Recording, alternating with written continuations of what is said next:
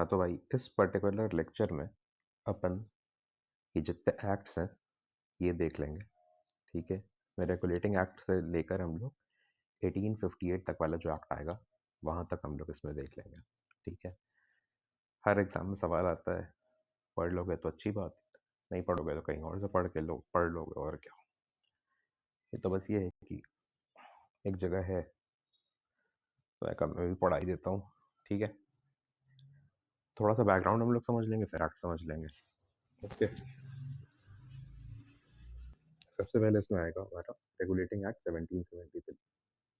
ठीक है। इसका बैकग्राउंड क्या था कि ईस्ट इंडिया कंपनी जो है वो गरीब थी, लेकिन इसके जो ऑफिशियल्स थे वो इतना करप्शन कर चुके थे कि वो अमीर बन गए थे। करप्शन कैसे कर रहे थे? बैटल ऑफ बक्सर या फिर बैटल ऑफ बक्सर के बाद जो ट्रीटी ऑफ इलाहाबाद हुई थी उसमें उससे इन लोग को दीवानी राइट्स मिल गई थी और निजामती फंक्शंस भी मिल गए थे। दीवानी राइट्स क्या कि लैंड रेवेन्यू कलेक्ट करने की पावर, और निजामती मतलब कि लॉ एंड ऑर्डर देखने की भी पावर मिल गई थी। तो इनने क्या किया था कि ये एक तो नवाब जो था ही उस बंगाल वाले एरिया का, वो तो अपनी जगह था। इनने क्या किया था, एक डेप्यूटी नवाब या फिर नायब नवाब भी वहां पे बैठा दिया था जो कि ब्रिटिशर्स का ही बनता था। ठीक। तो एक तरह से दो पावर सेंटर हो गया था, डायरकी हो गई थी।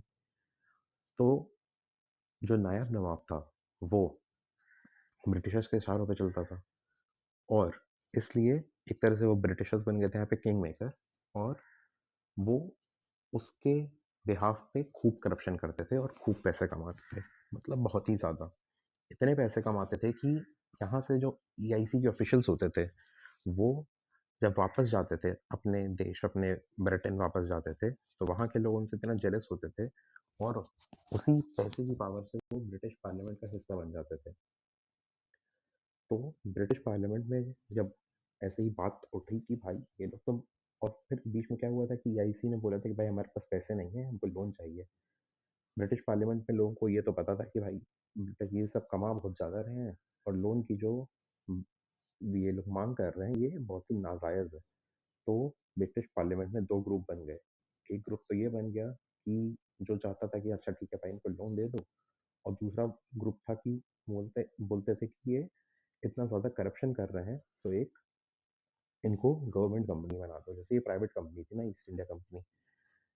तो हुआ क्या कि ये जितने ईस्ट इंडिया ऑफिशियल्स थे पहले के भी और इस समय के भी, ये लोग वहाँ जाते थे ब्रिटेन में और अपने पैसे की पावर से या तो एमपी खरीद लेते थे या तो खुद पार्लियामेंट का हिस्सा बन जाते थे। तो ये जो ग्रुप था, जब वोटिंग हुई जब, तो उसमें ये वाला जो ग्रुप था जो बोलता था कि हाँ लोन दे दो, ये वाला ग्रुप जीत गया। फिर जो ब्रिटेन का जो प्राइम मिनिस्टर था लॉर्ड नॉर्थ, उसको समझ में आया भाई बात तो कुछ गलत चल रही है। तो उसने फिर इस कंपनी को रेगुलेट करने के लिए एक कमेटी बताई, और उस कमेटी ने ये रेगुलेटिंग एक्ट 1773 दिया। ठीक है। अब इस बैकग्राउंड को समझने के बाद हम लोग को अब ये समझ में आएगा, तब ये एक्ट की जो फीचर्स हैं वो और ज़्यादा समझ में आएंगे अच्छे से। ठीक है। कैसे? तो मतलब ये जो एक्ट बना था रेगुलेटिंग एक्ट, रेगुलेट मतलब किसको रेगुलेट करने के लिए? रेगुलेट मतलब उनको कंट्रोल करना, और उनको कंट्रोल भी नहीं, मतलब एक तरह से उनको एक पाथवे दिखाना। किसके लिए? ईआईसी को रेगुलेट करने के लिए है। ठीक है। तो it is to control and regulate EIC functioning. EIC is East India Company, बार बार नहीं बोला जाएगा। ठीक है। और उनका सारे फंक्शंस देखने के लिए। तो इससे क्या हो रहा था कि अब ईआईसी को एक सेंट्रल एडमिनिस्ट्रेशन के रूप में धीरे धीरे धीरे करके सारे एक्ट्स जो अगले ले आएंगे उन उससे हम लोग देखेंगे कि ईआईसी एक सेंट्रल एडमिनिस्ट्रेशन की तरफ बढ़ रहा है। ठीक है। सेंट्रल एडमिनिस्ट्रेशन मतलब कि ब्रिटिश के कंट्रोल में आ रहा है, ब्रिटिश गवर्नमेंट के कंट्रोल में आ रहा है, या ब्रिटिश पार्लियामेंट के कंट्रोल में आ रहा है। तो इसमें इनने क्या किया, इनने जो बंगाल का गवर्नर था उसको बोल दिया तुम भाई सबसे ऊंचे हो। जो बॉम्बे का गवर्नर है या जो मद्रास का गवर्नर है उससे भी बड़े हो तुम हो। ठीक। एंड तुमको असिस्ट करने के लिए 4 लोगों की एक एग्जीक्यूटिव काउंसिल रहेगी, और ये 4 लोग रहेंगे इनको ब्रिटिश पार्लियामेंट अपॉइंट करेगी। 5 साल का इनका टर्म रहेगा, और इनको इंग्लैंड से ही भेजा जाएगा। ठीक। और इसमें जो डिसीजन हो गया वो मेजोरिटी रूल से लिए जाएंगे। तो मतलब एक गवर्नर हो गया और उसके 4 लोग हुए, 5 लोग हो गए, तो जो डिसीजन होगा वो 5 लोग के 3 लोग जो भी डिसीजन लेंगे उससे आ जाएगा मेजॉरिटी से, ठीक। और क्या बोला कि बॉम्बे वाला और मद्रास वाला गवर्नर इससे छोटा है, ठीक। और बोला कि बंगाल का गवर्नर को अब कहा जाएगा गवर्नर जनरल ऑफ बंगाल, ठीक। बॉम्बे और मद्रास वाले अभी भी गवर्नर है, लेकिन ये गवर्नर जनरल हो गया है बंगाल वाला, ठीक है।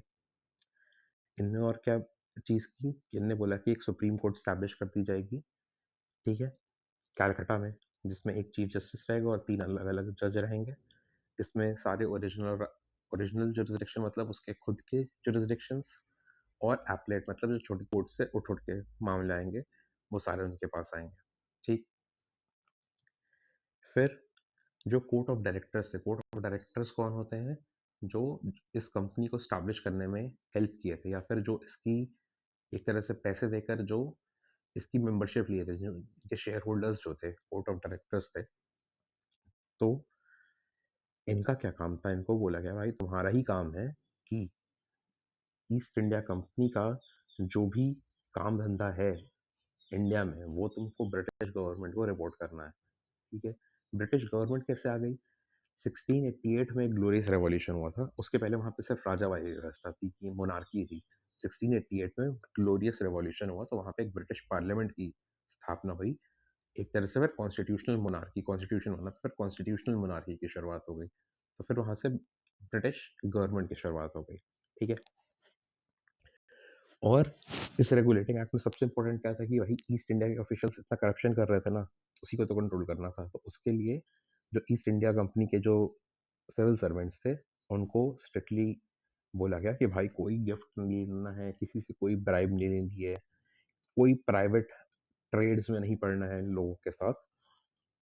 और इस चीज़ को डिस्करेज करने के लिए उनकी सैलरी भी बहुत ज़्यादा बढ़ा दी गई थी। इनफैक्ट ऐसा हो गया था कि एक टाइम पे कि ईस्ट इंडिया कंपनी के ऑफिशियल्स की सैलरी वर्ल्ड में सबसे ज़्यादा थी। मतलब इनफैक्ट जो लोग जैसे अमेरिका जाते थे या फिर अलग-अलग दूसरी कॉलोनीज़ में ब्रिटेन के जाते थे, वहाँ पे कम सैलरी थी, लेकिन इंडिया वाले जो आते थे, वहाँ पे इनकी सैलरी बहुत ही ज़्यादा थी। ठीक, ये सिस्टम चला। फिर इस समय 1773 के आसपास अपना गवर्नर जनरल कौन था? वॉरेन हेस्टिंग्स था। ठीक। फिर बीच में 1781 में एक एक्ट ऑफ सेटलमेंट आया, अमेंडिंग एक्ट। अमेंडिंग एक्ट किसी रेगुलेटिंग एक्ट को ही अमेंड करने के लिए था। इसमें ये था कि जैसे जो ये एग्जीक्यूटिव बॉडी बनाई गई थी एग्जीक्यूटिव काउंसिल, इसका ये भी फंक्शन था कि लॉज बनाने का देश में, मतलब देश में मतलब अपनी ईस्ट इंडिया जो कंपनी थी उससे रिलेटेड लॉज बनाने का। मतलब एक एग्जीक्यूटिव बॉडी लेजिस्लेटिव फंक्शन कर रही है। एग्जीक्यूटिव बॉडी क्या होती है? जो गवर्नमेंट के ऑर्डर्स एग्जीक्यूट करती है। लेजिस्लेटिव बॉडी क्या होती है? जो लॉ बनाती है। लेकिन इस एग्जीक्यूटिव काउंसिल को एक लेजिस्लेटिव फंक्शन भी दे दिया गया था कि तुम भाई लॉ भी बना सकते हो। तो एक्ट ऑफ सेटलमेंट जो आई, इसमें क्या किया कि इनको ये जो एग्जीक्यूटिव पावर्स थी और जुडिशियल पावर्स जो थी, इन दोनों को अलग-अलग किया गया, ठीक है? जो सुप्रीम कोर्ट थी, उसकी जुरिसडिक्शन डिफाइन की गई कि तुम भाई सिर्फ कैलकटा के अंदर तक कर सकते हो और सिर्फ पर्सनल लॉज को ही डील कर सकते हो, ठीक? गवर्नमेंट सर्वेंट्स जो थे, वो किसी भी मतलब अपनी ड्यूटी नहीं करने के लिए इसमें लायबल नहीं थे। उनका जो सब डिसीजन होगा वो वहीं होगा, इंग्लैंड में ही होगा, ठीक है? और इनने ये भी बोला कि जो लोगों के जो अ, खुद के सोशल और रिलीजियस बिलीफ्स हैं, उनको डिस्टर्ब नहीं करना। ये वॉरेन हेस्टिंग्स था, तो ये बहुत स्मार्ट बंदा था। ये हम लोग पहले भी देखते हैं, जब अल्बुकर्क जो पोर्टुगीज़ रूलर था, इसने भी लोगों का दिल जीतने के लिए या लोगों को अपनी साइड करने के लिए ये काम किया था। सेम काम वॉरेन हेस्टिंग्स भी करता है कि भाई लोगों के रिलीजियस उसमें इंटरफेयर नहीं करना है, ठीक है? ताकि लोग खुश रहें, अपना रह पाएँ अपने आराम से, ठीक है? फिर फिर आगे जाके एक आता है act, Pitt's India act of 1784, ठीक है? इस समय भी वॉरेन हेस्टिंग्स ही था, इसके बाद आता है कॉर्नवालिस, ठीक है? तो इस समय इसमें क्या किया कि जो गवर्नर जनरल की जो एग्जीक्यूटिव काउंसिल थी, उसमें जैसे पहले 4 मेंबर थे, अब उसको घटा के 3 मेंबर कर दिया और उन 3 मेंबर में 1 मेंबर अपना कमांडर इन चीफ भी हो गया था, ठीक? फिर इनने एक सिस्टम ऑफ डबल गवर्नमेंट ये लिया है। इनने क्या किया, जो कोर्ट ऑफ डायरेक्टर थे वो तो थे ही, उनको बोला कि तुम भाई सिर्फ कमर्शियल अफेयर जो रेवेन्यू वाला पार्ट है, ईस्ट इंडिया कंपनी का वो देखोगे, और इनके पॉलिटिकल चीज़ें देखने के लिए इनने एक और बॉडी बना दी, इसका नाम था बोर्ड ऑफ कंट्रोल। ठीक, बीसी इसमें शॉर्ट फॉर्म में लिखा हुआ है, board of control political functions देखेगा। अब ये जो बोर्ड ऑफ कंट्रोल था, ये पूरी तरह से कंट्रोल था ब्रिटिश पार्लियामेंट से, तो ब्रिटिश पार्लियामेंट का पूरा एक तरह से दबदबा दिखने लगा अब हम लोग को। ठीक, अब इस डबल गवर्नमेंट में या फिर बोर्ड ऑफ कंट्रोल का जो फंक्शन वो था कि उनको सुपरवाइज करना था सारे जो सिविलियन अफेयर्स से, मिलिट्री अफेयर्स से, मतलब पॉलिटिकल से रिलेटेड जो कुछ भी है, और इन दोनों ही बॉडीज को सब कुछ रिपोर्ट करना है। अब किसको करना है? ब्रिटिश गवर्नमेंट को। और ये इनने बोला जो कुछ भी ईस्ट इंडिया कंपनी का इंडिया में है, those are all British possessions. तो मतलब पहली बार ऐसा यूज हो रहा है टर्म की जो भाई कंपनी की जो चीजें हैं वही ब्रिटिश गवर्नमेंट की चीजें हैं। ब्रिटिश गवर्नमेंट की नहीं, ब्रिटिश पोजीशन मतलब ब्रिटेन के ही लोगों का है। तो ये पहली बार ऐसा हम लोग को देखने को मिलता है। ठीक है,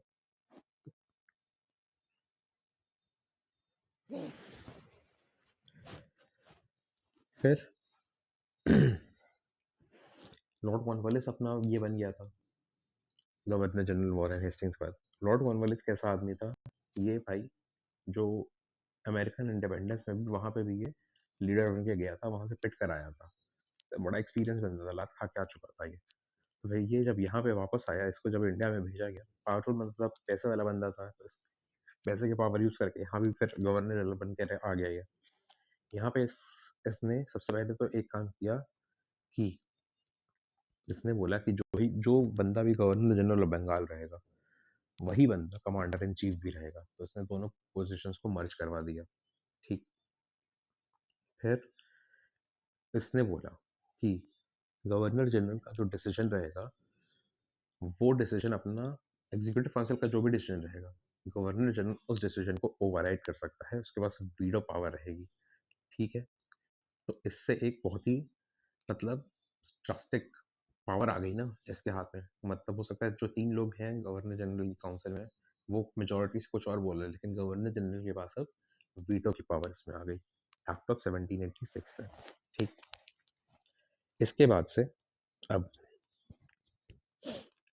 चार्टर एक्ट्स आएंगे। इसमें 3-4 चार्टर एक्ट हैं। 1793 का है, 1813 का है, 1833 का, और 1853 है, और फिर 1858 आ जाएगा। ठीक है, 1858 चार्टर एक्ट नहीं है, तो ये चार चार्टर एक्ट है। ठीक है, 4 चार्टर ऐसे क्या कर पूछ तो कहीं नहीं रहा है। ठीक है, चार्ट मतलब कि government which is governed by the rule of law, law के अकॉर्डिंग जो चलेगी उसको चार्टर एक्ट बोलते हैं। ठीक है,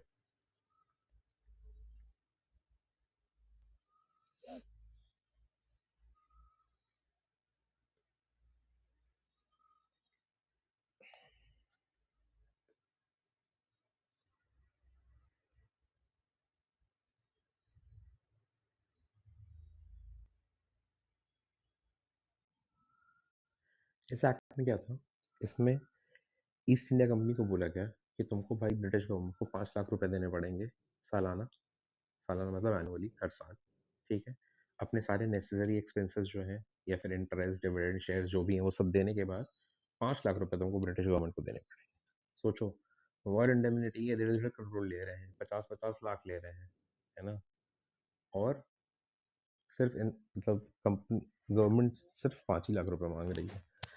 तो ये तो इनका ठीक हाल था। ठीक है, और इनने क्या किया है कि जो गवर्नर जनरल है, और जो बंगाल और मद्रास वाले गवर्नर्स हैं, और जो ये कमांडर इन चीफ है, इन सबकी अपॉइंटमेंट अब रॉयल अप्रूवल होगी। रॉयल अप्रूवल मतलब ब्रिटिश गवर्नमेंट की तरफ से होगी, रॉयल सील लग जाएगी उस पर।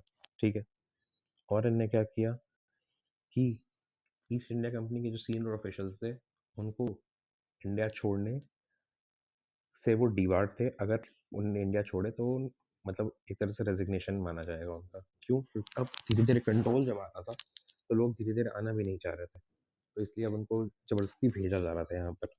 ठीक है, अब पैसे कमाने वाली मशीन थोड़ा कम हो गई थी ना। और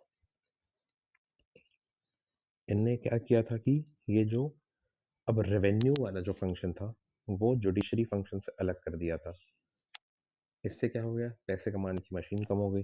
ठीक, और क्या था कि होम गवर्नमेंट जो मेंबर्स थे, होम गवर्नमेंट मेंबर्स मतलब जो मेंबर्स ऑफ ये थे बोर्ड ऑफ कंट्रोल, बीसी, अब बोर्ड ऑफ कंट्रोल वाले जो थे ये तो काम बैठते ये वहाँ थे ब्रिटिश में, ब्रिटेन में, और लेकिन कंट्रोल करते थे इंडिया को, मतलब गवर्नर जनरल को। तो इनकी जो सैलरी पे की जाती थी वो इंडिया के रेवेन्यू से पे की जाती थी। ठीक है, इनफैक्ट ये चीज़ चलती रही 1919 तक।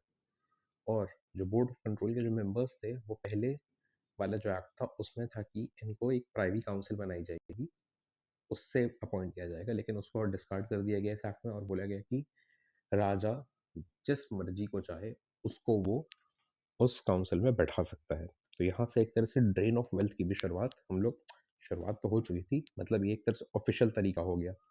ठीक है, मेन पॉइंट इसमें यही था। इसमें एक और चीज़ हो गई थी कि 20 ईयर्स रूल आ गया था कि 20 साल तक ऐसे ही व्यवस्था चली कि 20 साल बाद हम लोग फिर देखेंगे, इसीलिए फिर 20 साल बाद 1813 में नया चार्टर एक्ट आता है। फिर इस 1813 चार्टर एक्ट, ये बहुत इंपॉर्टेंट एक्ट है। इसका बैकग्राउंड क्या था कि अब ब्रिटेन में इंडस्ट्रियल रिवॉल्यूशन हो चुका था, उनको अपने सामान बेचने थे, अब जो फिनिश्ड गुड्स थे वो भेजने थे।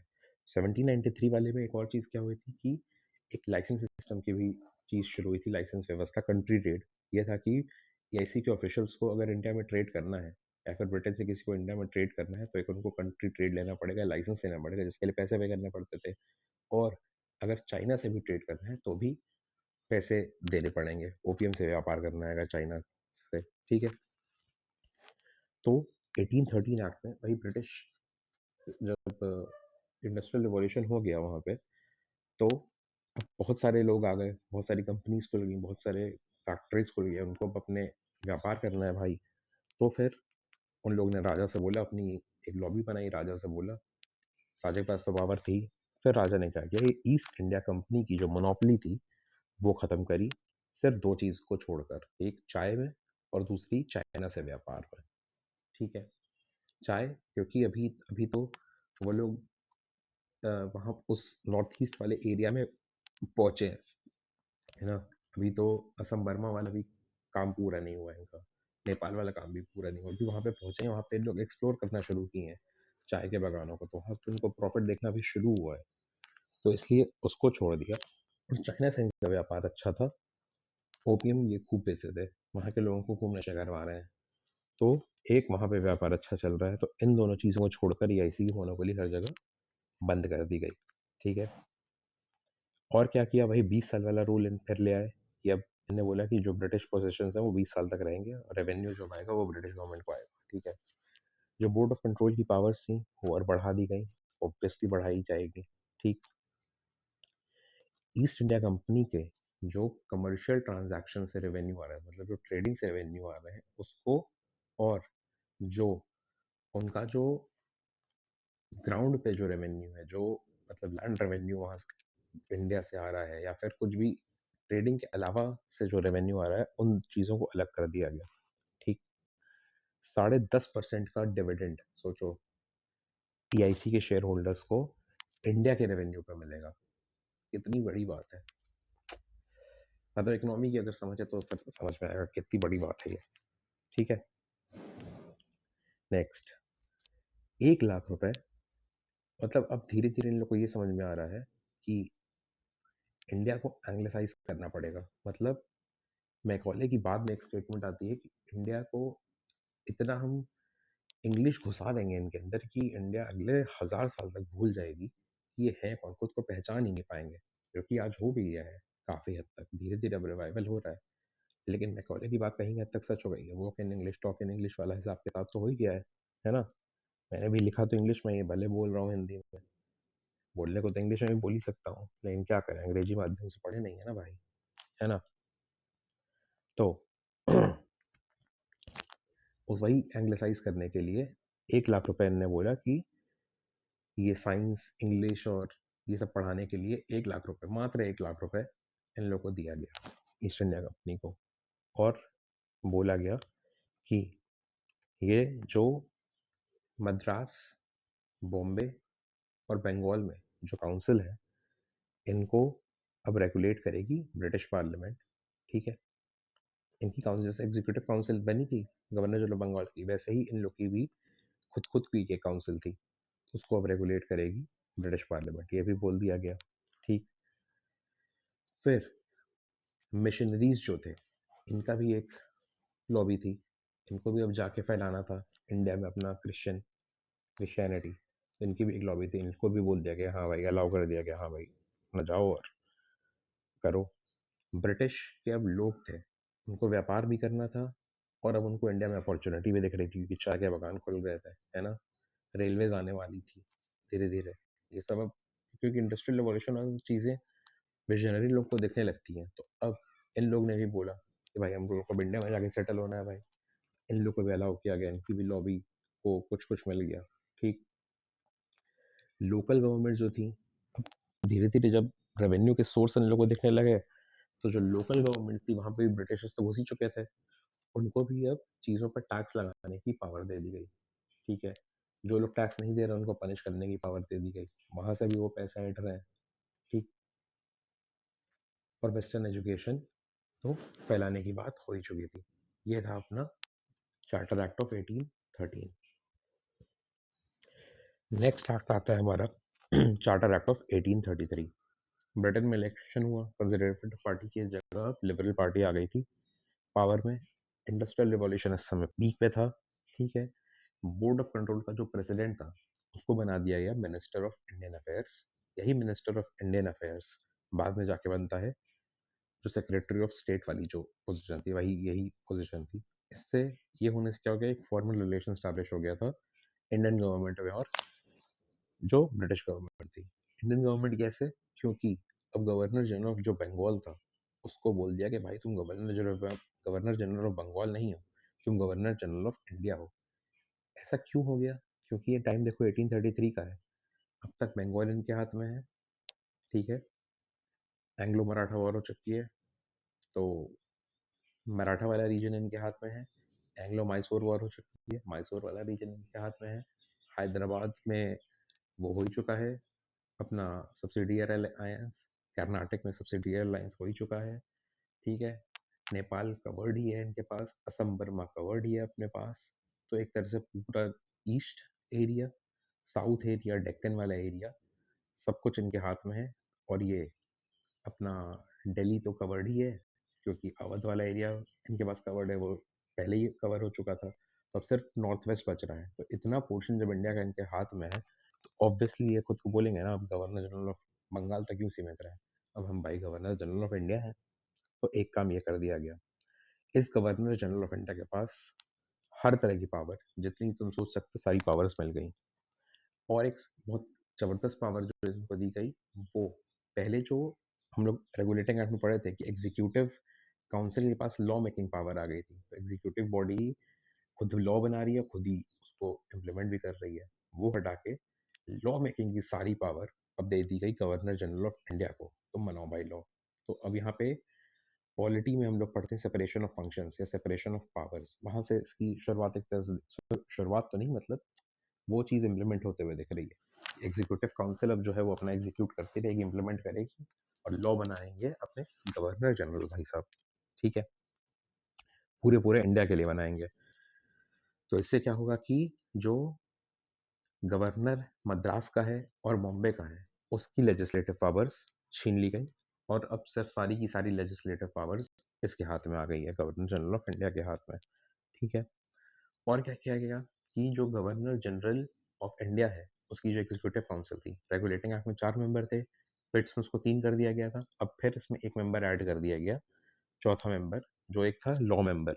ठीक है। इंडिया से एसपी सिन्हा नाम के सर थे, वो अपने 1909 में पहले लॉ मेंबर अपॉइंट किए गए इसमें। ठीक है। अब जो पिछले वाले एक्ट में 1813 वाले जो एक्ट में जो इंडिया मोनोपोली जो खत्म की गई थी ईस्ट इंडिया कंपनी की, except for T and China, चीनी और चीन, है ना, उसको भी खत्म कर दिया गया। वो एक्सेप्शन भी हट गए, पूरी तरह से कंपनी की मोनोपोली हटा दी गई। अब एक मतलब डेमोक्रेटाइज हो गया ट्रेड, जिसको करना है करो, जैसे करना है करो। ठीक है। और क्या हो गया, ईस्ट इंडिया कंपनी को बोल दिया कि तुम भाई अब प्योरली एक एडमिनिस्ट्रेटिव बॉडी हो, तुम्हारा काम है सिर्फ एडमिनिस्ट्रेशन संभालना, बाकी रेवेन्यू कैसे करना है, देश कैसे चलाना है, वो हम चलाएंगे, हमारा बंदा बैठा हुआ है वहाँ पे। ठीक है। और ईआईसी की जो जितनी भी प्रॉपर्टी है, अब ये सारी property will be in the name of his majesty या फिर हर मैजेस्टी। मैजेस्टी मतलब कि वहाँ का किंग और क्वीन, ठीक है, और उन्हीं के ही मतलब फैमिली वालों तक उसी मोनार्की में चलेगा अगले 20 साल तक। 20 साल वाला प्रोविजन अभी भी, ठीक है। और क्या हो गया कि जो यूरोप से लोग माइग्रेट करके यहाँ पे आते थे, उनके ऊपर प्रॉपर्टी एक्वायर करने पे कुछ कुछ रिस्ट्रिक्शंस थे, वो सारे रिस्ट्रिक्शंस हटा दिए गए। अब आओ, प्रॉपर्टी पैसा दो, प्रॉपर्टी खरीदो, सब कुछ तुम्हारा है। तभी तो चाय के बागान सब इनने ले लिए, इतनी सारी प्रॉपर्टीज इनने ले ली, हर जगह अपना स्ट्रक्चर तो बनाया ही हुआ है इनने, ठीक है, पता ही है हम लोग को। फिर इंडिया के जो लॉज थे उनको बोला गया कि भाई कोडिफाई करना पड़ेगा, क्योंकि ऐसे काम नहीं चल पा रहा था। तो इसी के बाद लॉ कमीशन ऑफ इंडिया की स्थापना होती है, ठीक है। और स्लेवरी एबॉलिश स्लेवरी सिस्टम को कम करने के लिए इसमें प्रावधान थे, जो बाद में 1843 में स्लेवरी एबॉलिश भी की गई इसमें, ठीक है।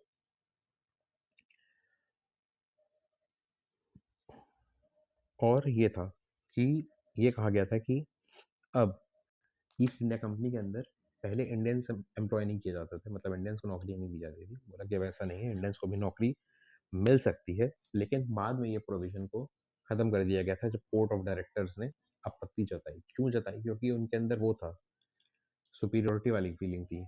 मतलब it was more like a clash between a civilisation and barbaric, है ना। वो खुद को सुपीरियर समझते थे, हम लोग को इन्फीरियर समझते थे। मतलब वो कल्चरल डिफरेंस इतना ज़्यादा था, और वही चीज़ वो लोग हमारे दिमाग में डाल चुके थे। और आज भी हमारे दिमाग में है कि नहीं नहीं भाई, वेस्टर्न कल्चर बहुत ही बढ़िया है, ठीक है। तो गधे हम लोग उस समय भी थे, और गधे हम लोग आज भी हैं। एक और चीज़ जो हुई थी, उसमें एक नई प्रेसिडेंसी बन गई थी, आगरा की प्रेसिडेंसी, ठीक है। क्योंकि मतलब एक बंगाल तो हो ही गई, बॉम्बे हो गई, मद्रास हो गई, और चौथी आगरा तैयार हो गई, ठीक है। और लास्ट इसमें था कि अब जो सिविल सर्विसेज में कंपटीशन था, उसमें नॉमिनेशन बेस चीज़ें हो गई थी। नॉमिनेशन बेस मतलब कि इंडियंस के लिए भी धीरे धीरे खुलने की व्यवस्था इसमें कर रही थी। नॉमिनेशन बेस मतलब कि वो इंडियंस इसमें पार्टिसिपेट कर सकेंगे जिनको राजा लोग नॉमिनेट करेंगे, जो लोकल राजा लोग थे, ठीक। इसके बाद आएगा हमारा चार्टर। 20 साल खत्म हो जाएंगे तो फिर नया चार्टर एक्ट आएगा ही। अब इस एक्ट में क्या था कि गवर्नर जनरल ऑफ इंडिया के पास तो लेजिस्लेटिव फंक्शंस आई गए थे, लेकिन भाई अकेला बंदा पूरे भारत के लिए क्या क्या बनाएगा। तो वही जो एग्जीक्यूटिव काउंसिल थी, ठीक है, उसी के अब दो फंक्शंस अलग अलग कर दिए गए। एग्जीक्यूटिव फंक्शन अलग कर दिए गए, लेजिस्लेटिव फंक्शन अलग कर दिए गए। तो लेजिस्लेटिव काउंसिल एक बन गई। एग्जीक्यूटिव काउंसिल थी, उसकी जगह वो तो अपनी रही, उसमें एक फाइनेंस मेंबर ऐड कर दिया गया जो कि 5 मेंबर था, और लॉ मेंबर को परमानेंट कर दिया गया। तो 5 मेंबर की बॉडी बन गई एग्जीक्यूटिव काउंसिल। और एक लेजिस्लेटिव इंडियन लेजिस्लेटिव काउंसिल बन गई, जिसमें 6 6 नए मेंबर्स थे। ये एक तरह से मिनी पार्लियामेंट इंडिया की तैयार हो गई, ठीक है। इसमें 4 लोकल रिप्रेजेंटेशन थे। कहाँ से 4 लोग थे? जो चारों प्रोविंशियल गवर्नमेंट थी, बंगाल की, बॉम्बे की, मद्रास की और आगरा की, उन चारों से एक एक रिप्रेजेंटेटिव आएगा वो, प्लस 2 जज लोग आ जाएंगे। ये अपना एक लॉ वो बनाएंगे। और इसमें लेकिन वीटो पावर अब भी गवर्नर जनरल ऑफ इंडिया के पास रहेगी, वो जो चाहे वीटो कर सकता है कोई भी बिल, ठीक है। और क्या हुआ कि ने बोला कि ईस्ट इंडिया कंपनी के जितने भी पोजीशन या टेरिटरीज हैं, जितनी भी टेरिटरीज हैं, ये सारी कुछ ब्रिटिश गवर्नमेंट की रहेंगी। पहले था कि 20 साल तक रहेंगी, अब वो 20 साल वाला प्रोविजन इसमें पहली बार हटा दिया। मतलब अब इनको एक तरह से अब दिख रहा है। अब देखो क्यों ऐसा दिख रहा है कि अब सब कुछ अब ये ब्रिटेन गवर्नमेंट का हो सकता है, क्योंकि अब 1853 तक अब इनके पास अफगानिस्तान की कुछ चीज़ें अफगानिस्तान तो नहीं आया, लेकिन सिंध आ चुका है इनके पास, ठीक है। अ, पंजाब आ चुका है इनके पास, तो अब नॉर्थ वेस्ट भी इनके पास कवर हो चुका है, ठीक है। एक तरह से पूरे इंडिया में जम्मू कश्मीर वाला भी पोर्शन आ चुका है, गुलाब सिंह वाला आ चुका है। इतनी सारी चीज़ें इनके पास आ चुकी है। तो अब इनने बोल दिया कि 20 साल वाला प्रोविजन हटा दिया, अब ये फुल फ्लेज मैदान में उतर चुके हैं, तो इसलिए ये प्रोविजन आ गया। इससे हम लोग को पता चलता है कि कंपनी रूल अब भाई खत्म ही होने वाला है, ठीक है। और इन्होंने क्या कर दिया कि सिविल सर्विसेज में आने के लिए ओपन कंपटीशन की शुरुआत करने के लिए प्रोविजन ले आया, जिसमें जो कोवेनेंटेड सिविल सर्विसेज रहेंगी वो इंडियंस के लिए भी खुली रहेंगी, ठीक है। जो कोर्ट ऑफ डायरेक्टर्स की स्ट्रेंथ थी, जो लोग मेन लोग थे जो कंपनी चलाते थे, उनकी स्ट्रेंथ रिड्यूस कर दी। पहले वो लोग 24 थे, है ना? बाद में बीच में बढ़ा होगा, इसके बारे में आइडिया नहीं है। उसको कम करके अब 18 पे ले आए ये लोग, ठीक है? जिसमें से भी 6 लोग सीधे राजा अपॉइंट करेगा, राजा या रानी जो भी है वहाँ पे, ठीक है? और उनको एक और पावर दे दी गई कि भाई अब तुम नई-नई प्रेसिडेंसी भी बना सकते हो। तो इनने नॉर्थ वेस्ट फ्रंटियर प्रोविंस बना दी वहाँ पर। नॉर्थ वेस्ट बहुत ही मेहनत करके इन लोगों को मिली थी, ठीक है? बहुत मुश्किल था वहाँ पे, तो इसलिए वहाँ पे एक प्रोविंस इनने बना दी, नॉर्थ वेस्ट फ्रंटियर प्रोविंस, ठीक है? कोर्ट ऑफ डायरेक्टर्स में। इस एक्ट के बाद क्या होता है, 1857 में तो रिवोल्ट ही हो जाता है, और फिर उससे इन लोगों को काफ़ी अकल आती है, और फिर उस चीज़ को, जो इनने गलतियाँ पहले की थी, उस चीज़ को सुधारने के लिए ये government of India act of 1858 लाते हैं, या फिर, ठीक है, या फिर इसको ये भी बोलते थे act for the better government of India act, ठीक है? अब इसमें क्या-क्या है हम लोग आगे देखते हैं। इसको बोलते हैं good government of India act. Good government क्यों? क्योंकि जो आज की, जो हम लोग रिस्पॉन्सिबल गवर्नमेंट की बात करते हैं, आंसरेबल गवर्नमेंट की बात करते हैं, वो चीज़ इनने शुरुआत की। कैसे इनने की? कि सबसे पहले तो जो बोर्ड ऑफ कंट्रोल और ये कोर्ट ऑफ डायरेक्टर का डबल गवर्नमेंट वाला सिस्टम जो इंडिया में चल रहा था, उसको इनने ख़त्म किया। इनने बोला तुम हटो भाई, तुम्हारी जगह ये बनेगा secretary of state. Secretary of state कौन है? जो हम लोग पहले देख चुके हैं, मिनिस्टर फॉर इंडियन अफेयर्स, है ना? 1813 वाले एक्ट में, 1813 वाले एक्ट में, ठीक है?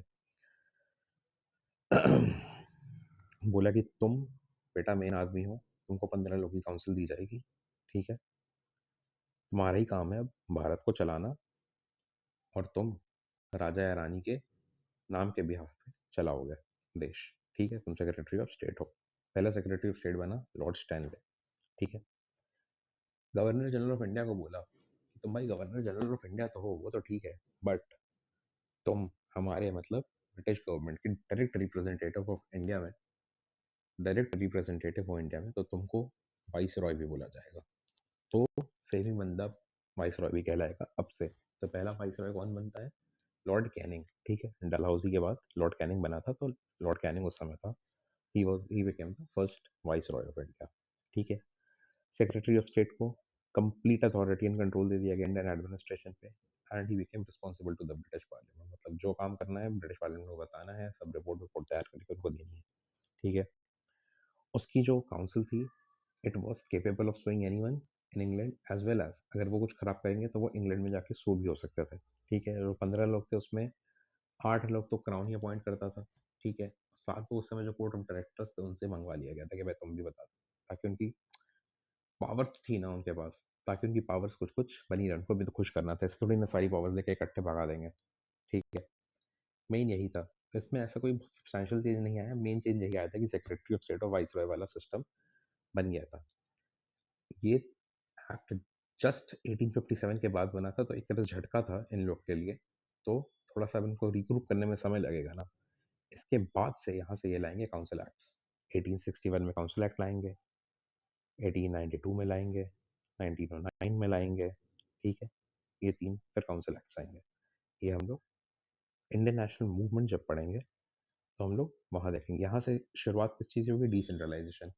1858 तक इनने क्या किया, 1853 तक इनने सेंट्रलाइज़ करने की कोशिश की, सब पावर अपने हाथ में ले लो। फिर 1857 में जब देखा इतनी छोटी-छोटी जगह से, हर जगह से रिवोल्ट हो रहा है, तब इनको रियलाइज़ हुआ कि भाई इंडियंस की एडमिनिस्ट्रेशन में भी ज़रूरत है, मतलब घर के भेदियों की भी ज़रूरत है। तो इसलिए यहाँ से इनने फिर डिसेंट्रलाइज़ेशन की प्रक्रिया शुरू करी थी। अब ये कैसे होता है, हम लोग आगे देखते हैं। सबसे पहले इसमें आएगा हमारा इंडियन काउंसिल एक्ट ऑफ 1861। इसमें सेक्रेटरी ऑफ स्टेट कौन थे? Charles Wood. वुड्स डिस्पैच हम लोग पढ़ते हैं, है ना, एजुकेशन वाले रिफॉर्म्स में, उसमें वही वही वाला चार्ल्स वुड अपना सेक्रेटरी ऑफ स्टेट बन चुका है, ठीक है? अब जो वाइसरॉय की जो लेजिस्लेटिव काउंसिल थी, हम लोग देखे थे बन गई थी, है ना, 1853 में। उसको अब बोल देंगे इम्पीरियल लेजिस्लेटिव काउंसिल, ठीक है? उसमें 6 से 12 नॉमिनेटेड मेंबर्स रहेंगे, उनमें से 3 इंडियंस पहले साल में बन गए थे। कौन-कौन थे भाई? मिस्टर नारायण सिंह, जो बनारस के राजा थे, पटियाला के महाराज नरेंद्र सिंह जी, और सर दिनकर राव थे, जिनको लॉर्ड कैनिंग ने डायरेक्टली अपॉइंट कर दिया था, ठीक है? ये 3 लोग आ गए थे इंडिया से, ठीक है? बोल दिया गया था कि एटलीस्ट हाफ लोग रहेंगे नॉन ऑफिशियल्स, बाकी ऑफिशियल रहेंगे, ऑफिशियल मेंबर रहेंगे, at least half non official members रहेंगे। ठीक है। जो लेजिस्लेटिव पावर हम लोग पहले देखे थे, बॉम्बे और इनकी छीन ली गई थी मद्रास की, इनको बोला गया वापस दो भाई। इनको जब वापस दिया गया तो फिर अब प्रोविंशियल लेवल, प्रोविंसेस लेवल पे भी अब लेजिस्लेटिव काउंसिल्स बनी, प्रोविंशियल लेजिस्लेटिव काउंसिल्स बन गई। ठीक है। इससे शुरुआत होती है लेजिस्लेटिव डिवोल्यूशन की, मतलब एक नेशनल लेवल पे तो लॉज बन ही रहे हैं, अब तुम प्रोविंशियल लेवल पे भी अपने लॉज बना सकते हो, लेकिन इनको कोई भी रियल पावर्स नहीं दी गई। जैसे कि they could not discuss on important matters, financial matters पे वो डिस्कस नहीं कर सकते थे बिना गवर्नमेंट के अप्रूवल के। मतलब मान लो मिलने वो आए हैं, उनको गवर्नमेंट का अप्रूवल लेना पड़ेगा, भाई हम लोग इसी बात पे ही, इन चीज़ों पर ही, मुद्दों पर बात करेंगे। बजट पर उनका कोई कंट्रोल नहीं था। वहाँ की लोकल गवर्नमेंट जो एक्शंस ले रही है उस पे वो कुछ डिस्कस नहीं कर सकते थे। लोकल गवर्नमेंट मतलब ब्रिटिश गवर्नमेंट, प्रोविंसेस में भी तो ब्रिटिश गवर्नमेंट ही थी एक तरह से, उस पे वो कुछ भी डिस्कस नहीं कर सकते थे। ठीक है। फाइनल जो भी वो पास करते थे उस पे फाइनल अप्रूवल वाइसरॉय का लगता। सोचो, प्रोविंसेस पे बात काम हो रहा है, अप्रूवल किसका लग रहा है? वाइसरॉय का, एक तरह से प्राइम मिनिस्टर का लग रहा है। ठीक है।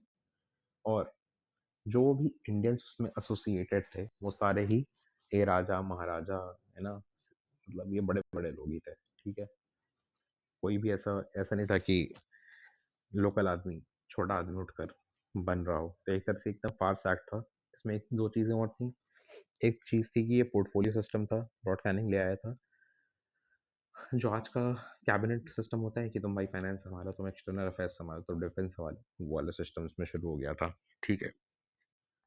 और वाइसरॉय के पास ऑर्डिनेंस मेकिंग पावर आ गई थी। सारी लॉ मेकिंग पावर्स अब अगर ये लोग काउंसिल को दे देंगे तो वाइसरॉय को तो लगेगा ना भाई, हम तो भाई इतने बड़े आदमी, हमको कैसे पावर नहीं है। तो फिर ऑर्डिनेंस मेकिंग पावर इसमें वाइसरॉय को दी गई। वही अगर इमरजेंसी सिचुएशंस है, इमरजेंसी केस के लिए सब कुछ वही है। और वही 6 महीने वाला जो आज भी इंडियन कॉन्स्टिट्यूशन में प्रोविजन है प्रोमलगेशन ऑफ ऑर्डिनेंस में, वही चीज़ इसमें रखा गया। ठीक है। फिर 1869 में ये कर दिया कि जो वाइसरॉय की एग्जीक्यूटिव काउंसिल थी, 5 मेंबर हो गए थे ना, फाइनेंस मेंबर जुड़ने से, फाइनेंस मेंबर, लॉ मेंबर और ब्रिट्स इंडिया एक्ट के समय के 3 मेंबर, 5 लोग हो चुके थे। अब ये पांचों के पांचों मेंबर डायरेक्टली क्राउन क्राउन मतलब ब्रिटिश गवर्नमेंट ही अपॉइंट करेगी। ये चीज़ फाइनल हो गई थी। ठीक है। फिर नेक्स्ट एक्ट आता है 1892 में, लेकिन उसके पहले क्या हो चुका है कि कांग्रेस बन चुकी है, कांग्रेस ने अपने कुछ कुछ डिमांड रखने शुरू कर दिए हैं। ठीक है। बीच में कुछ कुछ अच्छे गवर्नर्स भी आ चुके हैं, लॉर्ड डफरिन टाइप के, रिपन टाइप के। ठीक है। तो वो चीज़ अब इसमें रिफ्लेक्ट होगी जो अगला एक्ट आएगा, इंडियन काउंसिल एक्ट ऑफ 1892। इस एक्ट में क्या था? काउंसिल एक्ट मतलब ये काउंसिल्स किसके लिए हैं? वही अपनी लेजिस्लेटिव काउंसिल्स, उन्हीं से रिलेटेड बातों के लिए है ये। इसमें क्या किया गया कि नॉमिनेटेड जो नॉन ऑफिशियल मेंबर्स थे उनको बोला गया कि उनकी संख्या बढ़ाई जाएगी, लेकिन मेजोरिटी अभी भी ऑफिशियल मेंबर्स की ही रहेगी भाई। ठीक है।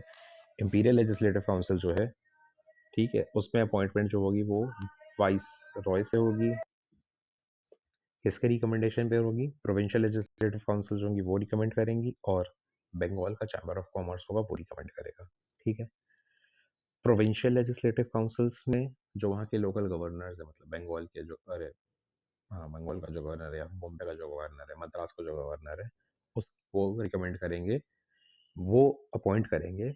और उनको रिकमेंड कौन करेगा? क्योंकि उनको तो नीचे तक का पता नहीं है ना, तो इसका शॉर्ट फॉर्म है ZNMD कट। ZNMD तो पता ही है क्या है, पिक्चर है कट, ऐसे ही बस याद करने के लिए। तो ज़मींदार हो गए, म्यूनिसिपैलिटीज़ हो गई, डी से डिस्ट्रिक्ट बोर्ड हो गया, सी से चेंबर्स ऑफ कॉमर्स हो गया, यू से यूनिवर्सिटीज़ हो गई, टी से ट्रेड एसोसिएशन हो गए। तो ये नॉमिनेशन वाला प्रक्रिया आज के प्रेजेंट डे में हम लोग इनडायरेक्ट सिस्टम में देखते हैं। इनडायरेक्ट इलेक्शंस जो होते हैं, है ना, कि हमने इलेक्ट किया किसी को, ये MLAs को, अब वो आगे इलेक्ट कर रहे हैं लोगों को। ठीक है। तो वही एक तरह से डायरेक्ट इलेक्शन वाला सिस्टम शुरू हो गया। This principle of representation was introduce, लेकिन टर्म इलेक्शन जो है वो अवॉइड किया गया था, इलेक्शन वाला सिस्टम नहीं आया था। ये नॉमिनेशन बेस्ड ऑन रिकमेंडेशन शुरू हो गया था।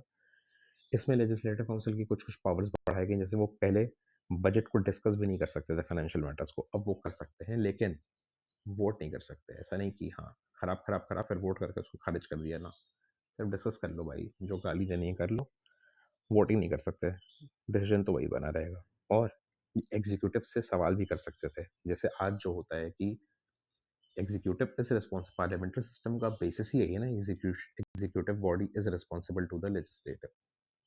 वही चीज़ अब लेजिस्लेचर्स जैसे लॉ बना रहे हैं तो वो सवाल कर सकते हैं एग्जीक्यूटिव से कि भाई काम तो करो, क्यों नहीं कर रहे हो। लेकिन उसके लिए भी वही है कि 6 दिन का नोटिस दो, बहुत चढ़े वाला काम था। ठीक है, फिर इसके बाद नेक्स्ट चीज़ आती है इंडियन काउंसिल्स एक्ट ऑफ 1909। ये एक्ट का जो रिकमेंडेशन था, ये मोरले मिंटो रिफॉर्म्स इसको कहते हैं। ठीक है, मोरले अपना भाई साहब थे, ये सेक्रेटरी ऑफ स्टेट, और मिंटो अपने थे वाइस रॉय या फिर गवर्नर जनरल ऑफ इंडिया, जो कहना है खैर। ठीक है, ये क्या था, this was basically the first attempt to bring Indian representatives into the governance. ठीक है, डायरेक्ट इलेक्शन इसमें प्रोविंसेस में शुरू हुए। जो लेजिस्लेटिव काउंसिल्स थी उसमें इंडियंस आना शुरू हुए इसमें, जैसे जिन्ना आए, जिन्ना इंडियन नहीं तो थे ना भाई, पाकिस्तान तो बाद में बना ना। जिन्ना आए, सप्रू जी आए, गोखले साहब आए, डी वाचा साहब आए, एस एन बनर्जी बहुत बड़े नेता वो आए, मदन मोहन मालवीय साहब, ये लोग लेजिस्लेटिव काउंसिल्स का पार्ट बने, इंपीरियल लेजिस्लेटिव काउंसिल का। इंपीरियल लेजिस्लेटिव की काउंसिल की जो पहले 6 से 12 थी, वो बीच में 16 हो गई थी, अब इसको बोला गया 16 से बढ़ा के 60 मेंबर्स का कर दिया गया। ठीक, इसमें बोला गया लेकिन ऑफिशियल अभी भी ऑफिशियल मेंबर्स की मेजोरिटी रहेगी, नॉन ऑफिशियल्स की मेजोरिटी नहीं आएगी। नॉन ऑफिशियल अभी नहीं आएंगे, ऑफिशियल की मेजोरिटी रहेगी। ठीक, डेलिबरेटिव फंक्शन इनको दे दिए कि भाई अब तुम सवाल पूछ सकते हो, सप्लीमेंट्री क्वेश्चन, जैसे तुमने सवाल किया, सामने से जवाब आ गया, बस पहले यही था, खत्म। अब आप इससे आगे भी सवाल कर सकते हो इसमें, ये कर सकते हैं। बजट पे आप रेजोल्यूशंस पास कर सकते हो, कैसा रहा, अच्छा रहा, खराब रहा, जो भी, पहले सिर्फ डिस्कस कर सकते थे। तो धीरे धीरे ये पावर बढ़ी। प्रोविंशियल लेजिस्लेटिव काउंसिल में भी स्ट्रेंथ बढ़ाई गई, लेकिन वहाँ पर एक चीज़ अच्छी हुई कि अब नॉन ऑफिशियल मेजोरिटी भी हो सकती थी। ठीक है, मतलब और इंडियंस हो सकते थे, और डेलिबरेटिव फंक्शन भी वहाँ पे बढ़ा दिए गए। यही सप्लीमेंट्री क्वेश्चन पूछने वाले हैं। ठीक है, ये तो लेजिस्लेटिव काउंसिल की बात हुई। अब वाइस रॉय की जो एग्जीक्यूटिव काउंसिल है, उसमें पहली बार एक इंडियन मेंबर को इंक्लूड किया गया, और SP Sinha as a law member उसमें गए। ठीक है,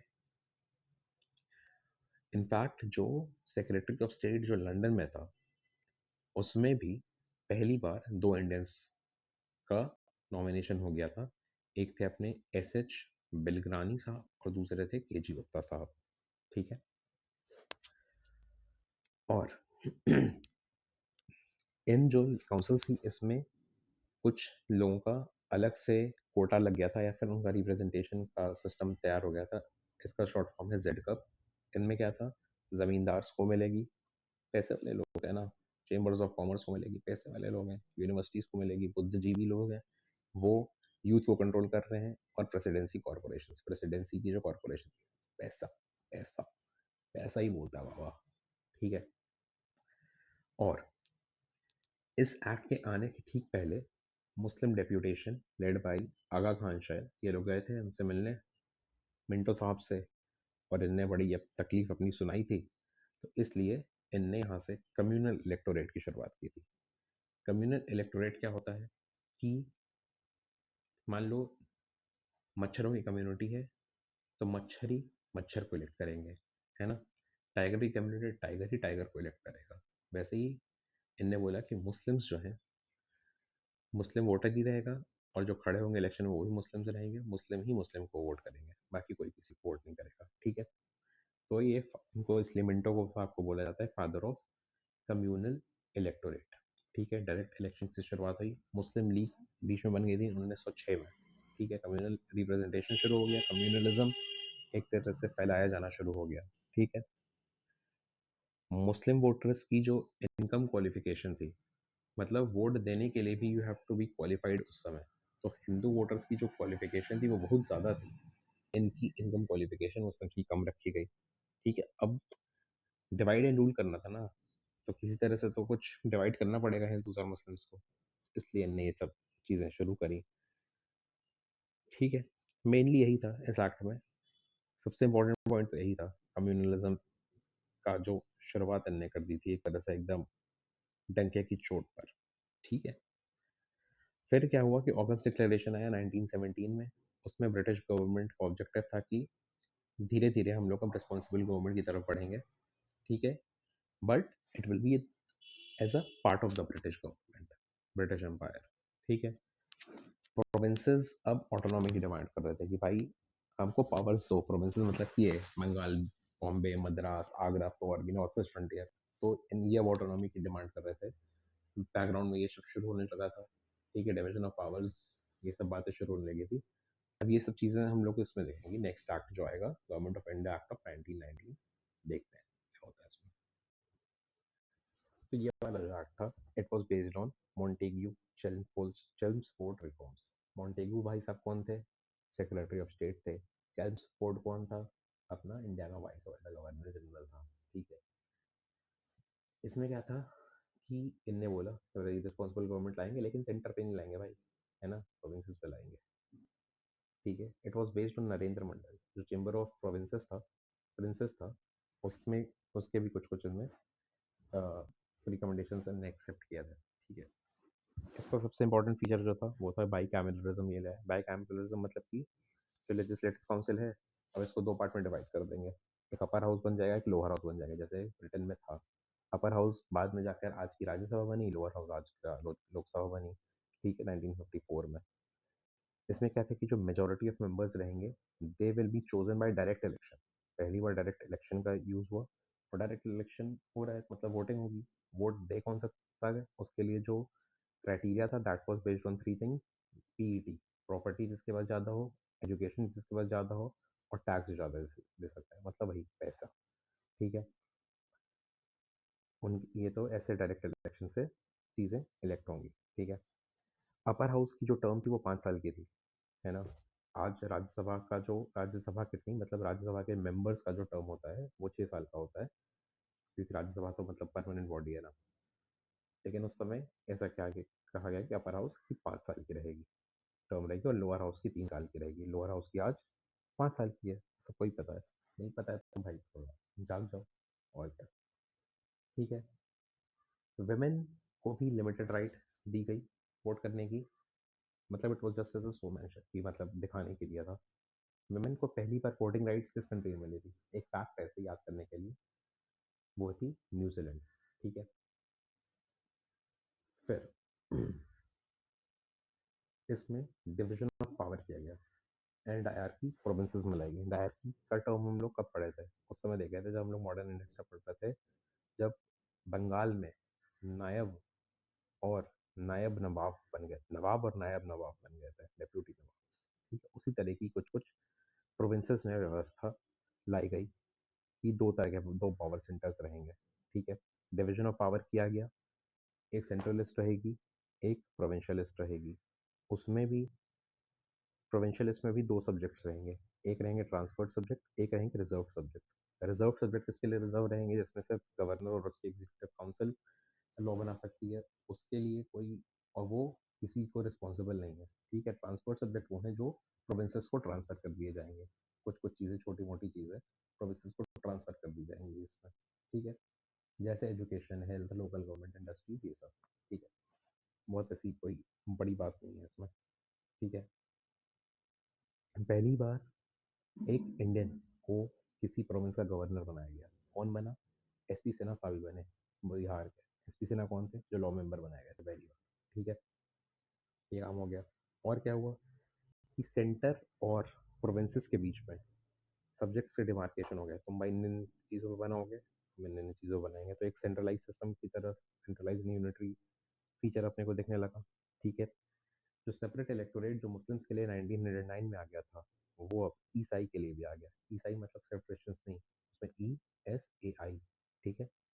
ई से यूरोपियंस, एस से सिक्स, ए से एंग्लो इंडियंस, आई से इंडियन क्रिश्चियंस हो गए कन्वर्टेड वाले, और इनफैक्ट पारसीज के लिए भी आ गया था। पारसीज लक्ष्मीकांत में मेंशन नहीं है, लेकिन पारसीज के लिए भी आ गया था। सिख को क्यों लाया गया? क्योंकि गदर मूवमेंट हो चुका था, है ना। ये सब थोड़ा सा और हम लोग जब इंटरनेशनल मूवमेंट पढ़ेंगे, या फिर अगर आप इंडियन नेशनल मूवमेंट की वीडियो देखने के बाद आ रहे तो पता ही होगा। नहीं पता है तो कोई बात नहीं, कहीं और से पता होगा, कहीं और से भी नहीं पता है तो पता कर लेना भाई, और क्या, सही बोल सकते हैं, ठीक है। और क्या हो गया कि हाई कमिश्नर फॉर इंडिया जो था, ठीक है, उसको एक पोस्ट बनाई गई और जो सेक्रेटरी ऑफ स्टेट था उसकी कुछ फंक्शंस को ट्रांसफ़र करी गई। पहले जो सेक्रेटरी ऑफ स्टेट की सैलरी जो इंडियन ट्रेजरी से जाती थी वो ख़त्म किया गया। भाई ब्रिटिश चाहिए इसको, पैसे दो, क्या कर रहे हो? ठीक है। वाइसरॉय की एग्जीक्यूटिव काउंसिल में 6 लोग आ गए थे, याद है ना? उसमें बोला गया कि अब इस 6 में से 3 लोग इंडियंस रहेंगे except for commander in chief. ठीक। लेकिन वीटो पावर अभी वाइसरॉय के पास रहेगी। ठीक है।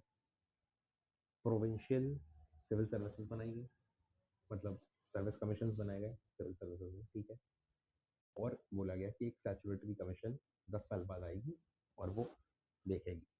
वो तो 1919 की बात थी, लेकिन वो पहले ही लानी पड़ी। सैमन कमीशन भाई साहब आ गए थे सर पहले ही, उनको झंडा भी दिखा दिया था काला कि जाओ भाई मजे करो, तुम तुम्हारा काम हो गया खत्म।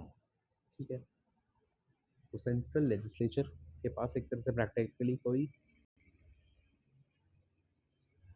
पावर नहीं थी जिससे वो गवर्नमेंट को रिप्लेस कर पाए। वो सिर्फ बातों वाली बात थी कि बात कर लो भाई, जितनी बात करनी है वो कर लो, क्योंकि ओवर राइडिंग पावर तो वाइसरॉय के पास थी ही थी। दस Indian legislature was only a non sovereign law making body. खुद की कोई पावर नहीं है, नॉन सॉवरेन है और सिर्फ लॉ बना रहे हैं। ठीक है। बना लो, क्या कर लोगे?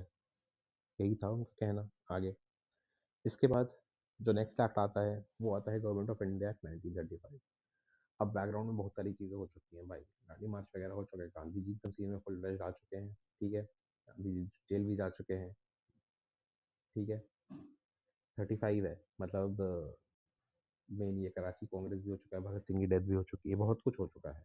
ठीक है। अब इनको समझ में आ रहा है कि अब कुछ कुछ इंडियंस को लड्डू देना पड़ेगा। तो फिर इन्हें गवर्नमेंट ऑफ इंडिया एक्ट 1935 में। ठीक है। ये act was also very major portion part या फिर मेजर इंस्पिरेशन बिहाइंड द जो ओरिजिनल कॉन्स्टिट्यूशन हमारा बाद में जाके बना। ठीक है। It was the second step towards making of the responsible government. Responsible government की बात 1919 वाले में बोली थी, अब 1935 में ये लोग फिर वही बात करेंगे। ठीक है। इसमें 1934 में एक लोथियन कमेटी रिपोर्ट बनी थी इलेक्टोरल प्रोविंसेस में, उसकी रिकमेंडेशंस भी दी गई थी इसमें। ठीक है। इसमें बोला गया कि भाई एक ऑल इंडिया फेडरेशन बनाएंगे। ठीक है। जिसमें प्रोविंसेस भी रहेंगी सारी और प्रिंसली स्टेट्स को तो गायब भी कर दिया गया था ना। 1857 का जो रिवोल्ट हुआ था उसके बाद इनको समझ में आ गया था राजाओं को खुश रखना जरूरी है। क्वीन का प्रोक्लेमेशन हुआ था इलाहाबाद में 1879 में, आई गेस। उसमें इन लोगों ने बोल दिया था कि भाई प्रिंसली स्टेट को नहीं छुएंगे, तुम भाई अपना आराम से रहो, खुशी से रहो, तुम हम लोग को सपोर्ट करते रहो, हम तुम लोग को सपोर्ट करते रहेंगे। ठीक है। तभी तो ये लोग महाराजा राजा लोग जाके काउंसिल का हिस्सा बनते थे, है ना? इन लोगों को खूब लड्डू खिलाया गया और ये लोग खाए भी। ठीक है। इन्हें बोला कि ऑल इंडिया फेडरेशन बनेगा प्रोविंसेस और प्रिंसली स्टेट्स का। लड्डू ही था, मानने को तैयार होते नहीं, इनको भी पता था।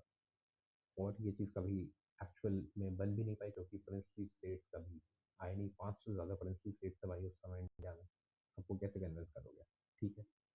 जो सेंट्रल लेवल पे डायरेक्टली लाने वाले थे वो तो हो नहीं पाया उस समय, तो अब ये प्रोविंशियल लेवल पे जो डायरेक्टली थी वो भी लाए। जो प्रोविंशियल लेवल पे जो डायरेक्टली लाए थे वो उसको हमने ख़त्म किया, यहाँ पे ख़त्म करके प्रोविंसेस को ऑटोनॉमी दी, जिसकी बात वो लोग पहले से डिमांड कर रहे थे 1919 के पहले की। हमको भाई दो तो ऑटोनॉमी ताकि हम खुद से गवर्न कर पाए। तो रिस्पॉन्सिबल गवर्नमेंट की शुरुआत प्रोविंसेस में हो गई। ठीक है। इंडिपेंडेंट फाइनेंशियल पावर्स मिल गई। ठीक है। प्रोविंसेस में भी बाई कैमरल सिस्टम शुरुआत हो गया, वहाँ पे भी एक लोअर हाउस अपर हाउस वाली शुरुआत हो गई। कहाँ कहाँ हो गई? बंगाल, बिहार, अरे बंगाल, बॉम्बे, मद्रास, यूपी, बिहार, असम में, लेकिन काफ़ी सारे रिस्ट्रिक्शंस के बाद। ठीक है। इसमें लोअर हाउस को 5 ईयर का टर्म बढ़ा दिया गया था। ठीक है। फेडरल असेंबली में 375 मेंबर्स हो गए थे, जिसमें से 2/3 जो थे वो ब्रिटिश इंडियन प्रोविंसेस, मतलब जो प्रोविंसेस थी वहाँ से इनडायरेक्टली इलेक्ट होकर आएंगे। और जो 1/3 थे वो प्रिंसली स्टेट्स डायरेक्टली इलेक्ट करते, जो वही फेडरेशन जो थी ना उसकी बात हो रही है ये। ठीक है। ऑल इंडिया फेडरेशन जो है, डायरकी जो थी वो सेंटर पर आ गई थी। इसमें फेडरल सब्जेक्ट्स थे वही रिजर्व्ड और ट्रांसफर्ड वाले, बट ये कभी ऑपरेशन में आ नहीं पाए बाद में तो, लेकिन जो कॉन्स्टिट्यूशन बना उसमें तो ये चीज़ आई थी ना, लिस्ट बन गई थी अलग अलग। ठीक है, डिवीजन ऑफ पावर्स हुई, ये भी कभी नहीं आ पाया क्योंकि प्रिंसली स्टेट्स कभी ज्वाइन नहीं की है, इसमें अलग अलग लिस्ट बन गई थी। ठीक, जो सेक्रेटरी ऑफ स्टेट की जो काउंसिल थी 15 मेंबर वाली नहीं बनी थी उस समय, 1858 हम लोग ले गए थे, उसको अबॉलिश कर दिया गया। ठीक है, कम्युनल रिप्रेजेंटेशन था उसको एक्सटेंड किया गया, डिप्रेस्ड क्लासेस को दिया गया, क्योंकि इससे पहले गांधी जी जब जेल में थे तो अम्बेडकर साहब गए थे कि भाई बड़े प्रताड़ित हो रहे हैं हम लोग, हमको भी दो। डिप्रेस्ड क्लासेस को दिया गया सेपरेट इलेक्टोरेट, सिर्फ कम्युनल रिप्रेजेंटेशन है, वुमेन को दिया गया, लेबर क्लास को दिया गया। उस समय लेबर लोग का भी बहुत वो चल रहा था। ठीक है, जो वोटिंग पावर थी, फ्रेंचाइजी जिसको बोलते हैं, यूनिवर्सल एडल्ट फ्रेंचाइज, इस समय ना सब लोग वोट देते थे 18 के ऊपर, उस समय तो वैसा था नहीं। उस समय जो वोटिंग थी वो सिर्फ मात्र 14% ऑफ पॉपुलेशन वोट करती थी, इतने लोगों के पास ही रिसोर्सेस थे। ठीक है, आरबीआई बनाने की फिर अनुमति यहीं से मिलती है, हम लोग को दिखता है, जो कि सेंट्रल करेंसी वगैरह ऑपरेट करेगी। फिर एक फेडरल पब्लिक सर्विस कमीशन बनने की बात हुई, प्रोविंशियल्स पे तो था ही, जॉइंट पब्लिक, जो प्रोविंसेस दो लोग, एक प्रोविंस अगर अपना खुद नहीं बना पा रहा, दो प्रोविंस मिल गया, एक अपना जॉइंट पब्लिक सर्विस कमीशन बना लो सिविल सर्वेंट हायर करने के लिए। ठीक है, फेडरल कोर्ट बनने की बात हुई 1937 में, जिसके पास ओरिजिनल एंड एपलेट जुरिसडिक्शन रहेगा, एपलेट पावर्स रहेंगी। ठीक है, कुछ भी इंटरस्टेट डिस्प्यूट्स होंगे वो इनके पास जाके देख सकते हैं, इंटरस्टेट मतलब इंटर प्रोविंसेस जो डिस्प्यूट रहेंगे। ठीक है, बाई कैमरलिज्म जो था, 11 में से 6 प्रोविंसेस में, इस समय देखो 11 प्रोविंसेस हो गए थे। ठीक है, एक समय सिर्फ 4 ही प्रोविंस थे, आगरा, फिर नॉर्थ वेस्ट फ्रंटियर भी बना था 5 बार, अब इस समय तक 11 प्रोविंसेस इंडिया में हो चुके हैं। ठीक है, बहुत ही रिजिड एक्ट था, कोई इसमें पॉसिबिलिटी नहीं दिख रही थी ग्रोथ वोथ की। ठीक है, अमेंडमेंट की जो पावर्स थी इसमें वो ब्रिटिश पार्लियामेंट के पास ही थी, यूनानिमसली इसको रिजेक्ट कर दिया गया था, ये भाई घटिया एक्ट है एकदम। ठीक है, जवाहरलाल नेहरू साहब ने इनको बोला था कि this act is like a car with all the brakes and no engines, सिर्फ brake brake brake brake brake, बढ़ ही नहीं रही है, बढ़ेगी ही नहीं वैसा। ठीक है, जो पहला जो फेडरल कोर्ट में उसमें पहला जो चीफ जस्टिस था वो मॉर्सल भाई साहब थे, मॉरिस गुर्जर, जो भी है देख लेना भाई, पता नहीं क्या लिखा है, मेरे को भी नहीं पता। ठीक है, फिर 1937 में इलेक्शन हुए जिसमें कांग्रेस ने 11 में से 9 प्रोविंसेस में कांग्रेस जीती, 28 मंथ का उनका रूल चला था, है ना। उसके बाद वर्ल्ड वॉर 2 शुरू हो गया था, जिसमें बिना इंडियन की परमिशन से इंडियंस ने लूट कर दिया था, जिससे लोग नाराज़ हो गए थे, रिज़ाइन कर दिया था। फिर बाद में जाके कॉन्स्टिट्यूशन बनता है, वो कैसे कैसे बनता है वो हम लोग आगे जाके देख लेंगे। आगे जाके क्या देख लेंगे, देख ही लेते हैं ना, है ना, क्या कहते हो।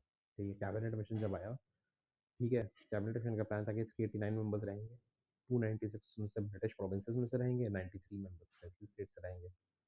प्रिंसली स्टेट से मेंबर्स कैसे रहेंगे, वो नॉमिनेट किए जाएंगे, जो उस प्रिंसली स्टेट का जो हेड होगा, जो कि राजा रानी होगा, वो नॉमिनेट कर देगा। और ये जो लोग होंगे 296 जो ब्रिटिश प्रोविंसेस से आएंगे, इसमें क्या था कि 292 तो 11 जो प्रोविंसेस थे उनमें से आएंगे, और 4 जो लोग हैं वो चार चीफ कमिश्नर प्रोविंसेस थे ना, दिल्ली, कूर्ग, अजमेर, मेवाड़ और ब्रिटिश बलूचिस्तान, इन चारों जगह से एक एक मेंबर आएंगे, तो ये 296 ये हो गए, 292 प्लस 4।